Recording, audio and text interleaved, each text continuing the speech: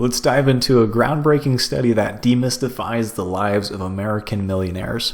Based on over 2 decades of research, including surveys, interviews, and data analysis of thousands of high net worth individuals, rather than portraying millionaires as extravagant spenders living in opulent mansions and driving luxury cars, Stanley and Danko reveal that most self-made millionaires are unassuming, frugal people who live in middle-class neighborhoods and prioritize long-term financial security over flashy displays of wealth.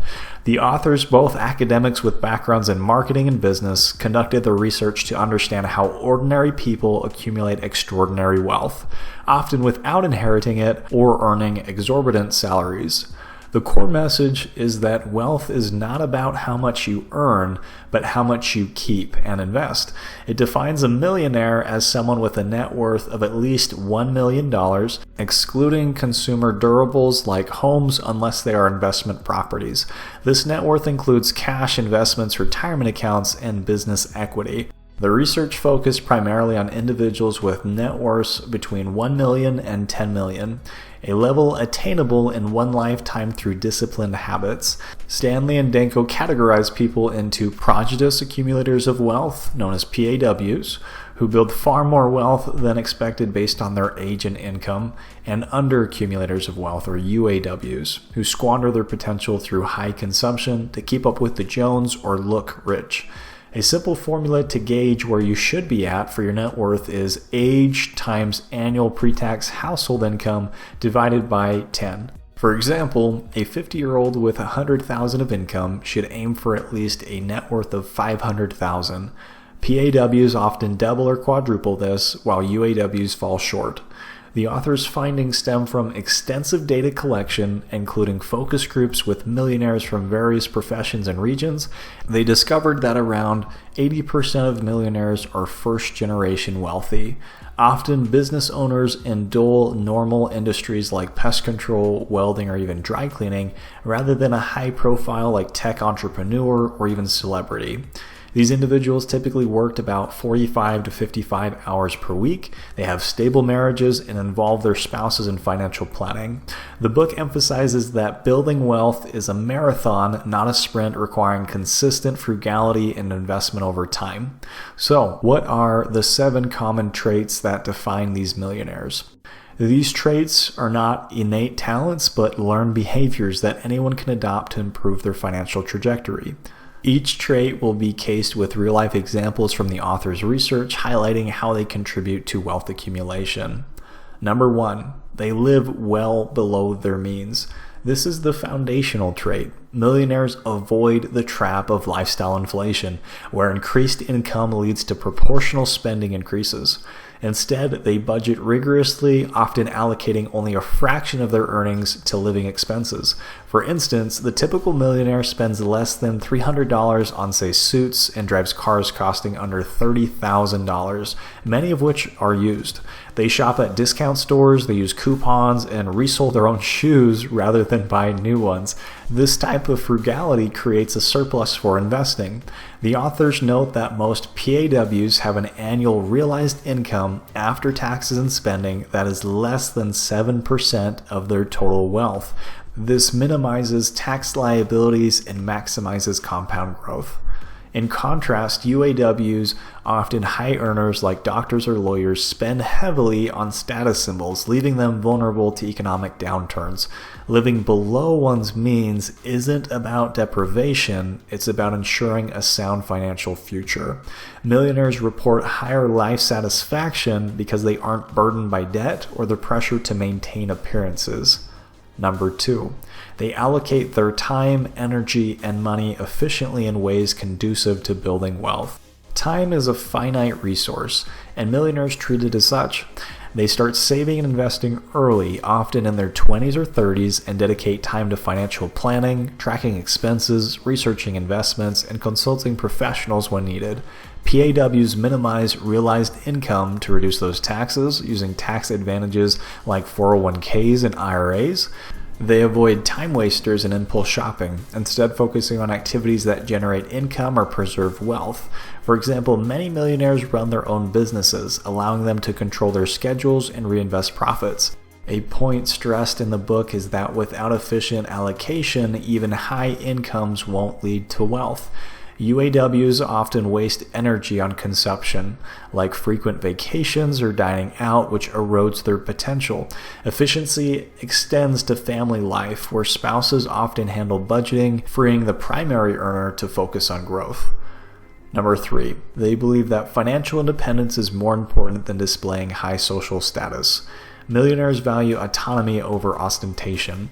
They live in modest homes in non-elite neighborhoods, avoiding the big hat, no cattle syndrome, where people appear wealthy but have very little substance. Status symbols like luxury watches, fancy vehicles, and designer clothes are all seen as depreciating assets that hinder wealth building. PAWs derive satisfaction from their bank accounts and not their wardrobes. The authors contrast this with UAWs, who chase social validation through consumption, often leading to high debt. For instance, a millionaire might drive a 10-year-old Toyota while investing in stocks, achieving greater long-term security. This trait underscores the psychological aspect of wealth. True millionaires are content with the simplicity because it enables independence. Number 4. Their parents did not provide economic outpatient care. Most self-made millionaires grew up with regular financial handouts from parents. This fostered self-reliance and financial discipline from a young age.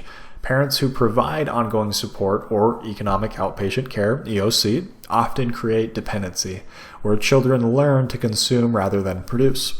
The book warns that EOC can reduce children's productivity and wealth-building motivation.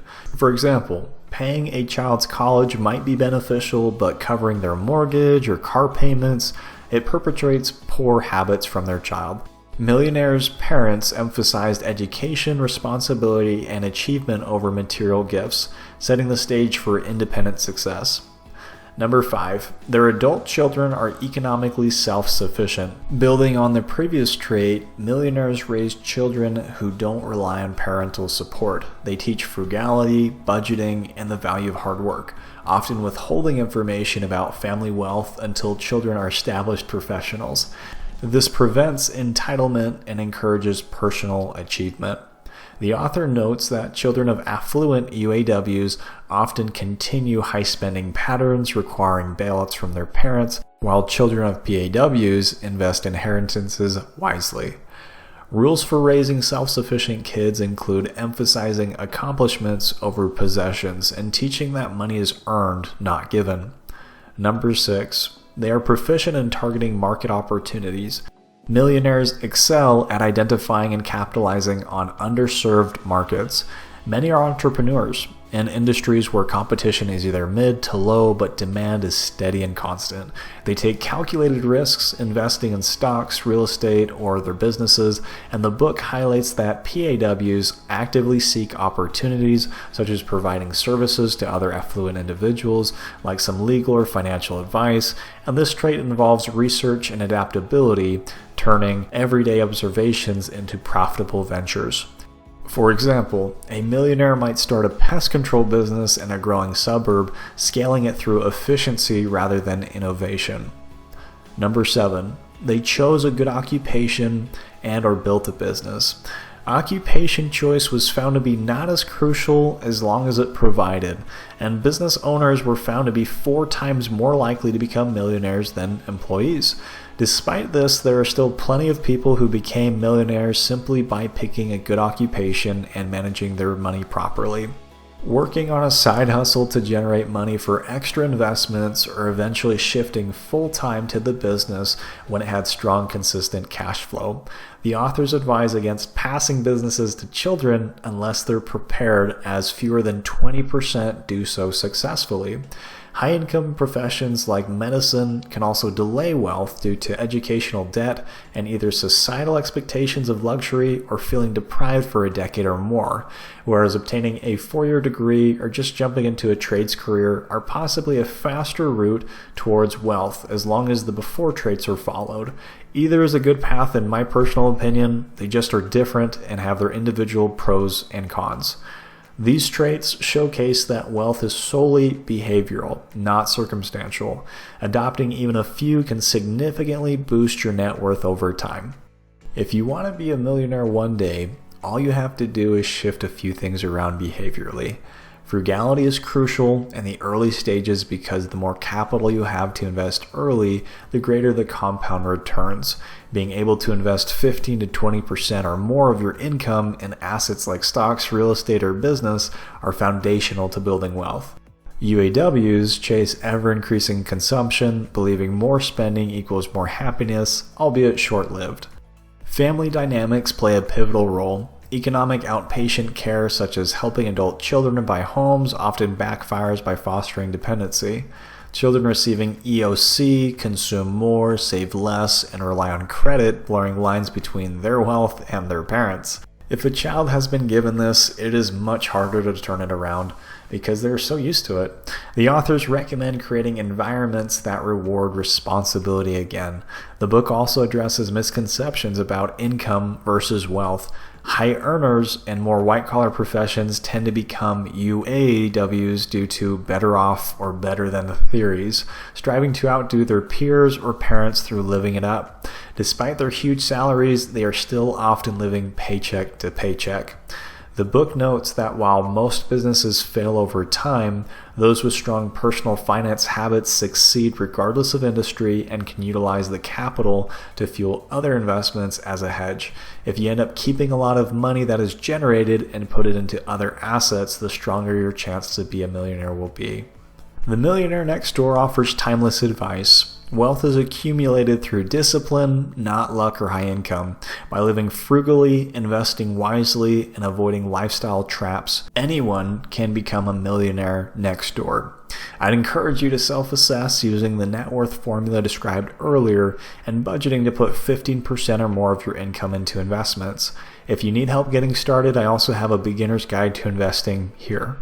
In today's economy, where costs have risen and will continue to rise, these traits are all the more vital. Putting these principles to work in your life will provide a greater foundation into your finances. Remember, wealth is what you accumulate, not what you spend. As always, thanks for watching and have a great day.